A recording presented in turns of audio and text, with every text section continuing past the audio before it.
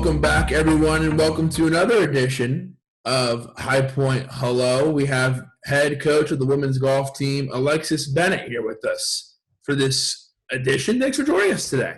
Thanks so much for having me. These have been fun to watch and fun to keep up with my fellow head coaches. Yeah, you've been kind of messaging me some feedback on each one, so I appreciate that. So we have a high bar. I'm a big fan of your voice, so anything you put out, I'm a huge fan. So.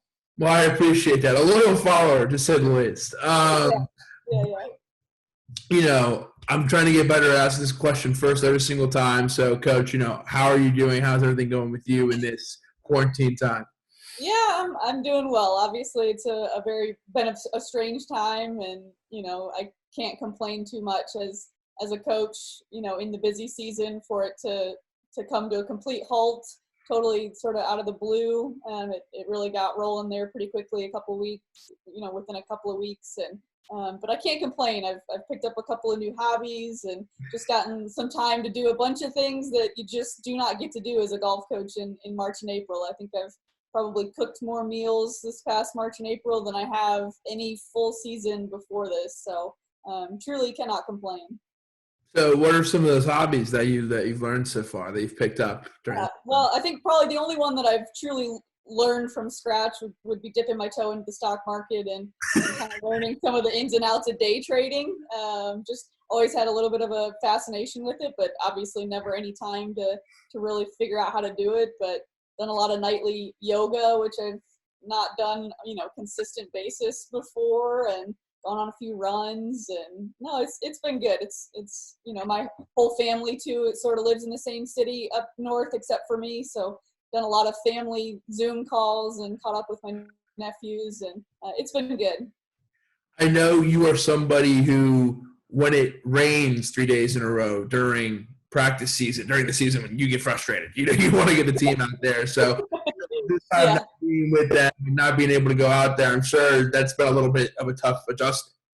Yeah, like I said, just the timing of it, we were sort of turning the corner, taking a little bit of a recess over the spring break. We had a couple of poor finishes back to back, both at Kiawah Island, and then we were headed into the third round at Wilmington with a lead and dropped down to sixth place. So we were really kind of in that finish strong, turn the corner, get back to the beginning of the season form to head into the last two events that we were really excited about. And then obviously to finish it off with the conference championship is just something we look forward to all season long. So really those three events to get taken away from us was a little bit of a shock, and especially for those seniors to not get to finish the year the way they wanted to.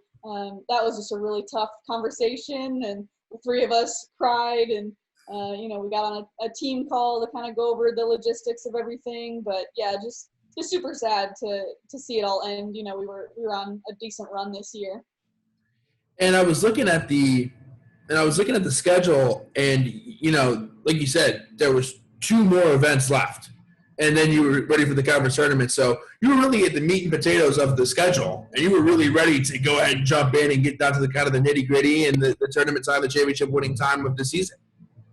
Yeah, for sure. We were going to take a couple days off. I gave them the last half of spring break off, and that's exactly when all of this hit. They never came back. We never got back to practice after spring break. But those two events were two that we were looking forward to, both the golf courses and the fields. We thought there was a pretty decent chance we would be able to get a second win this year, and then obviously the conference championship, just to be able to make a run at a championship and give Samantha a chance to go back-to-back as an individual medalist. Just a lot of things were left on the table for us that we really thought we had a chance to make something special out of the end of that season. So, Coach, you talk about that success, looking to hopefully repeat that success. So, I should have apologized. We did have to take a little bit of talk about a sad topic there. But just to touch back on it, you guys got off to a hot start in the fall. And like you said, right when this time came and you had to kind of put the reset button on the season and everything just kind of came to a stop, you felt like you were really turning the corner and getting back to that early September, October feel. Yeah, obviously we started off really hot. We had a 54-hole record to win a tough event at the golf week, and that really got this season off to a start with the bang, honestly. So we had high expectations. The the whole year through. And even though we'd finished poorly at Kiowa and then dropped the lead at Wilmington, everybody was turning some kind of corner. Sarah and Sam were continuing to be strong contributors. Connie with her consistency. Olivia was starting to sort of expect an under par round from herself, especially in the third round. She had sort of been an anchor for us. Basie was getting over an injury and getting back to playing form, and then Ashley had jumped into the lineup and improved a couple of events in a row, so she was really starting to feel comfortable. So just as a whole group, we were really coming together, especially in the performance aspect. Even though the last couple of events didn't show it on paper, we were still really excited for those last few.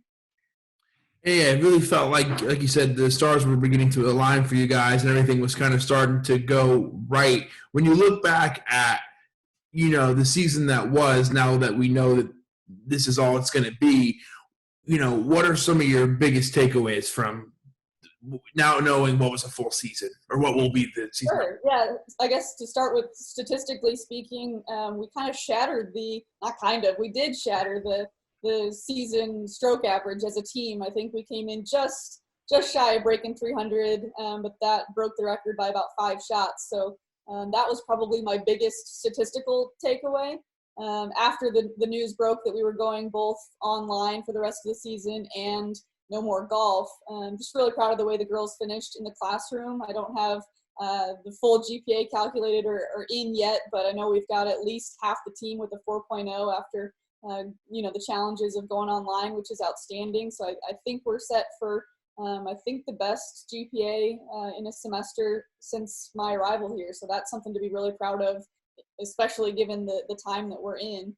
A lot of individual performances.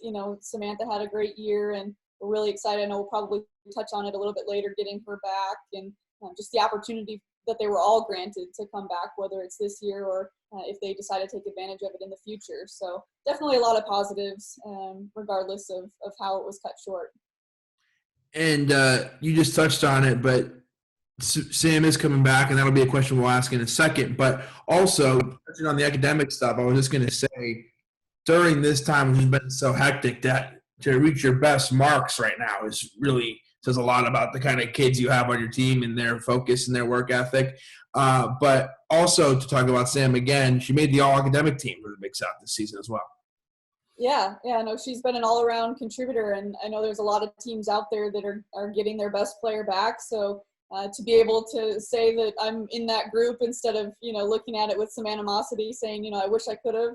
I definitely wish we could have made it work for Tani too, but she's got a really great opportunity to switch hats and take a step into the coaching world and get her master's degree. So extremely proud and excited for her as well. But yeah, to get Sam back and to get a contributor back on sort of all, someone that fires on all cylinders will really benefit us and make us even just that more competitive than we were already going to be heading into the 2020-21 season. And you don't want to. I don't want to ask you to reveal any of your secrets here, but and obviously I don't have any of them. in the future we don't have a crystal ball, but you kind of touched on a little bit. I would like to ask about it. How much does this really open up a lot of options down the road, since you were a spring sport that is in the window of being able to grant extra eligibility to some students who had their season shortened? What kind of options does this kind of open up for you going forward? Yeah, honestly, I think there's a lot of that's left to be unfolded. I haven't talked about it too in-depthly with my girls, except for ironing out the seniors with Samantha and Tonrak, but definitely put it on the other girls' radars, and it definitely gives some flexibility in the recruiting. You're sort of in a position where you're having to re-recruit some of your own players. That's sort of what I felt like when I was talking to Samantha and her family about the different paths that she had before her. She's someone that was going to pursue a professional golf career, and as the Q school process, molded and changed, it just became a little bit more clear as the months went by that coming back for another year would actually benefit her future career path, at least short-term wise. So it still remains to be seen. I know it'll be a little bit tougher on the 2021, 2022 classes, but I still had some flexibility in my offers and my situation. So I'm a little bit glad that I waited on the 21 class, that I still have some some flexibility there. But yeah, it definitely remains to be seen. It'll be interesting to see how it all unfolds. And like you said, it'll be 4 years down the road before we're somewhat back to normal.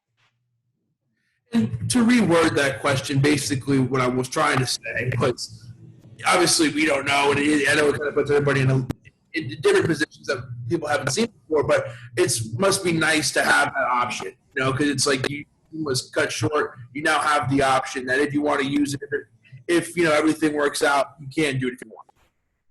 Yeah, for sure. No, obviously the ones impacted immediately are the senior class, but I'm happy that the full team has that option, whether they use it at High Point with me or go on to pursue a graduate degree somewhere else, or if they choose not to use it. Obviously the seniors were in sort of a more emotional boat where they didn't want their careers to be ended for them so prematurely. Some of the other players are going to probably take it in stride a little bit better, knowing that they will get to finish their true senior year in a better way than these seniors did. But yeah, certainly the flexibility is nice, and certainly appreciate the NCAA for giving us that option.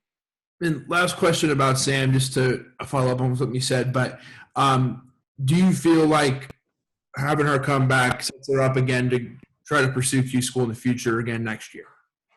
Yeah, it absolutely does. Coming back really sets Sam up well for success in professional golf. Like I said earlier, the Q school process changed. They moved the dates. The summer schedule that she had planned is going to be quite a bit shorter, just with the amount of events and organizations that are even willing to put on a golf event this early, close to the reopening of states. It just made a lot of sense the more information came out, and to get a whole nother year of scheduled events where she can compete against high quality players will definitely benefit her sort of as she revamps for next summer's Q school. Last question about the seniors, then I have one more for you. But graduation, the virtual ceremony was held last Saturday, and I really enjoyed your nonstop story coverage. Yeah. Obviously, I know you would have loved to be there, and speaking for everybody, we would have loved for the seniors to be able to have an in-person graduation and experience, that and celebrate. But how fun was it for you to kind of make the most of it and talk to them after and put together kind of your videos of you cheering in the living room as they that's the best part. That's one of the greatest things about being a coach is seeing those dreams realized and watching them walk across the stage and know that you played a very small role in helping them achieve this 4 years of hard work and dedication, and certainly wanted to try and make it as special as I could for them. I'm sure if you saw my cheering videos, you also saw the call that we had right after where I busted out my regalia from my master ceremony and was the MC for our Zoom graduation. But no, certainly doesn't replace being in person. Definitely excited for hopefully an August ceremony where we'll get to do the normal celebrating. But they're just outstanding kids, and they deserve more than even what I was able to do for them. I forgot to mention the Zoom call where you can see you actually. We were all in cap and gown. It wasn't just them. I was the MC, and obviously anyone that is in charge of graduation is also wearing a cap. So obviously. So can you now add commencement speaker to the list of things you've done? It is already firmly at the top of my resume. Yes. We just want to thank you so much for joining us today. I have one more question for you. Moving forward, with so much unknown, we just finished the 2019-2020 school year. We look forward to the 2020-2021 school year. Like 20 being thrown around, huh? I'm not a math guy.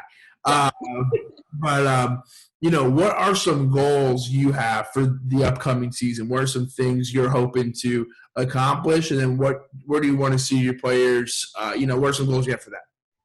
Yeah, we've already touched on a little bit. We've gotten the 2020, 2021 group chat rolling. So we've already turned the page, talked about just going into next year with a little bit of a chip on our shoulder and working towards being one of the most, grateful teams out there. I think the teams that are going to have the most success next year are the ones that really learned from this experience of quarantine and, seasons being cut short and everything. I think if we can use that to our advantage and go out there and one of the components of our hashtag Reggie, which I know that I've told you I would have to kill you if I told you everything involved with it, but one of the components of that has just been to give it everything. And I think this next year that E is gonna change a little bit from give it everything to maybe give it extra.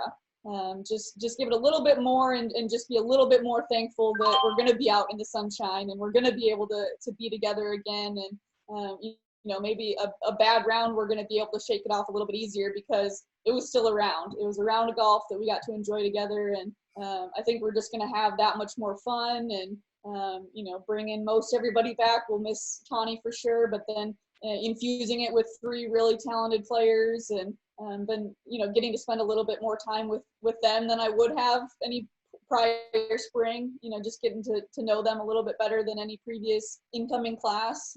It's just going to be really competitive and hopefully a lot of fun, and we're just going to knock down more records as we have more fun. Awesome. Well, Coach, we appreciate your positive outlook and the excitement that it looks like you guys have going into this next season. I know you're dying to get back onto the course real soon. I really am. My farmer's tan has completely disappeared. It's really odd. Well, Coach, thank you so much for joining us, and we'll see you on the course soon. Thank you so much, Boom.